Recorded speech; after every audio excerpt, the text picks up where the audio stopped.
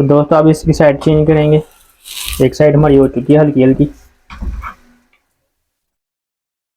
अस्सलाम वालेकुम, क्या हाल है प्यारे दोस्तों, आप सब ठीक होंगे। आज का वीडियो करते हैं शुरू। आज मैं आपको मूली वाला पराठा बनाना सिखाऊंगा जो कि बनने में बिल्कुल इजी और खाने में बिल्कुल मज़ेदार होगा। तो लेट्स चलते हैं किचन में, मिलते हैं आपसे किचन में। तो दोस्तों किचन में हम आ गए हैं।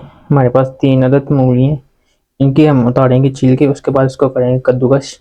तो ट्रे ले ली थी हमने, तो कद्दूकश करते हैं अब इसको।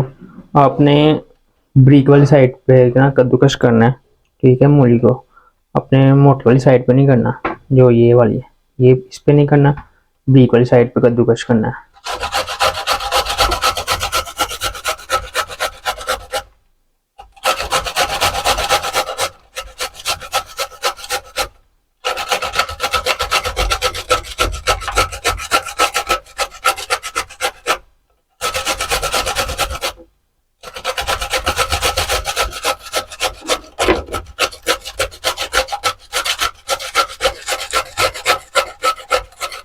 तो मैंने कहा दोस्तों सीज़न आ गया है सर्दियों का, मूली वाला पराठा सब लोग घर पे बनाते हैं, लेकिन मैंने कहा आज मैं आपको बनाना बताऊं कैसे मूली वाला पराठा बनता है।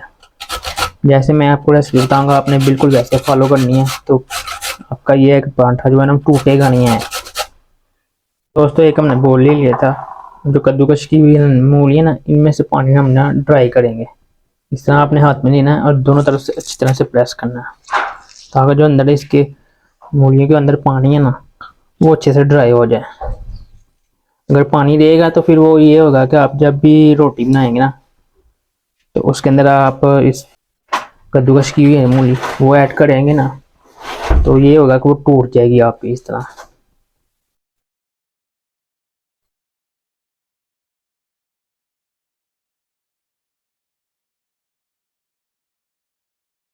तो ये देख सकते हैं आप, ड्राई हो चुका है। तो दोस्तों मूली का जो होना है ना पानी वो ड्राई कर लिया था, आप देख सकते हैं। अगर आप सही पानी इसको ड्राई करेंगे ना कद्दूकश में से, मूलियों के कद्दूकश में से, तो ये है कि आपकी जो परोठा बनाएंगे ना आप मूली वाला, वो टूटेगा नहीं है। अब इसमें ऐड करते हैं हम 1 टीस्पून सूखा धनिया और अजवाइन,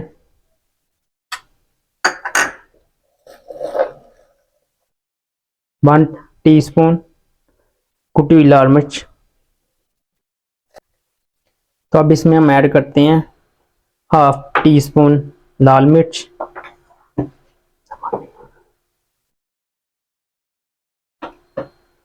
तो अब इसमें ऐड करते हैं हम 1 टेबलस्पून नमक।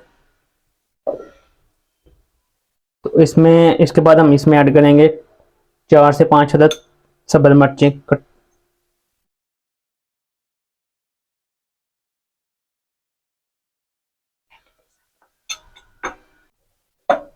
तो अब इसमें ऐड करते हैं 1 टीस्पून हल्दी, और अब इसमें लास्ट में हम ऐड करेंगे धनिया, जो कि हमने कटिंग करके इसको वॉश करके रखा हुआ था। तो आपने धनिया का पानी भी जो है ना वो ड्राई करके ऐड करना है। अब इसको करते हैं मिक्स।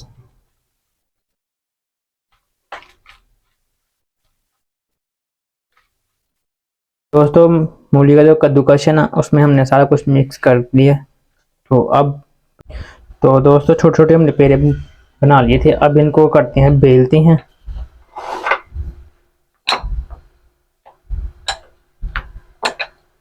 तो पेड़े हमने बेल लिए थे, अब इसमें ऐड करते हैं मसाले।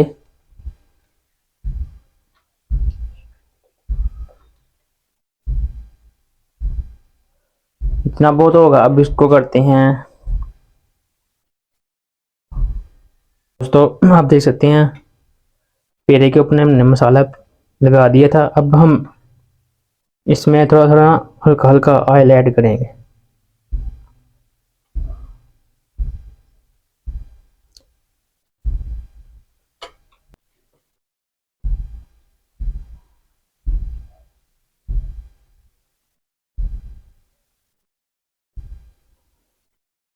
तो दोस्तों अब आपने ना इनके किनारे जो है ना वो प्रेस करने हैं ताकि जो मसाला हमने ऐड किया ना वो बाहर ना निकले।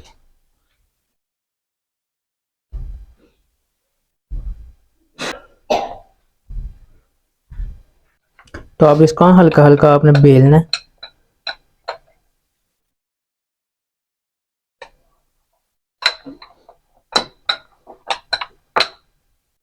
तो आप दोस्तों फ्लेम ऑन करते हैं, इसके ऊपर रखते हैं तवा, इसको थोड़ा सा होने देते हैं गर्म, और उसके बाद इसमें ऐड करेंगे ऑयल। तो अब इसके ऊपर ऐड करेंगे 2 टेबल स्पून ऑयल।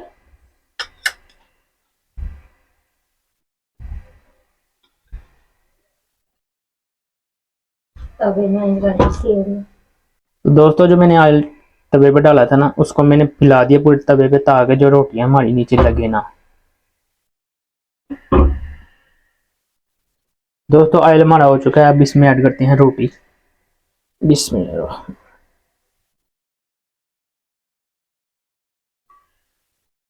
तो दोस्तों अब इसकी साइड चेंज करेंगे, एक साइड हमारी हो चुकी है हल्की हल्की।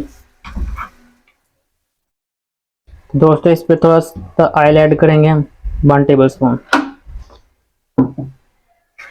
इसके बाद हम इसकी साइड चेंज करेंगे।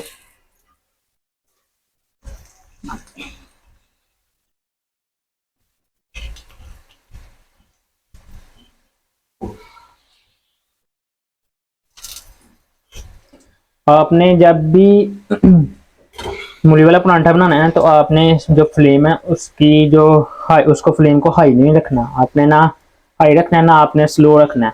आपने मिड पे रख के ना तो परांठा बनाना है अपना जो जो हमने बनानी थी ना। अब उसमें भी हमने ऐड कर दिया है, इसको फैलाएंगे अच्छे से ताकि पूरी रोटी के ऊपर ना अच्छे से आ जाए। इसके बाद इसमें हम हल्का सा ऑयल ऐड करेंगे।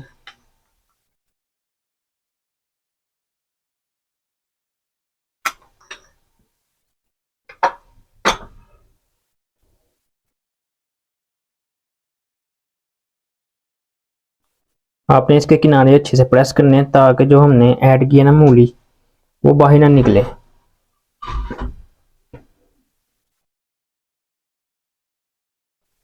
तो दोस्तों हमारा परांठा हो चुका है, हमने इसके नीचे रख दिए थे पेपर ताकि जो ऑयल है ना वो नीचे छाबे को ना लगे। तो जो मैंने ऑयल डाला था ना दोबारा, उसको मैंने दोबारा पूरे तवे पे फैला दिया ताकि ये रोटी ना हमारी नीचे लगे ना।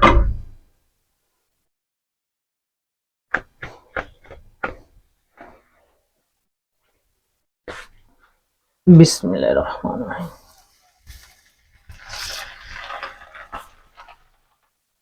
दोस्तों आप देख सकते हैं हमारा क्रंची क्रंची और क्रिस्पी क्रिस्पी मूली वाला परांठा तैयार हो चुका है। तो दोस्तों अब हम करते हैं इसको टेस्ट, देखते हैं क्रंची क्रंची और क्रिस्पी क्रिस्पी बना हुआ।